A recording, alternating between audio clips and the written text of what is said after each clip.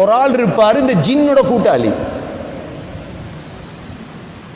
நபி ஸல்லல்லாஹு அலைஹி வஸல்லம் பிறந்த செய்தி இருக்குது, இது வானத்தில் பேசுறாங்க மலக்குகள், இன்றைக்கு ரசூலுல்லாஹ் பிறந்துட்டாங்க. இதை கேட்டுட்டு உடனே வந்து சொல்லிட்டாங்க, இங்கே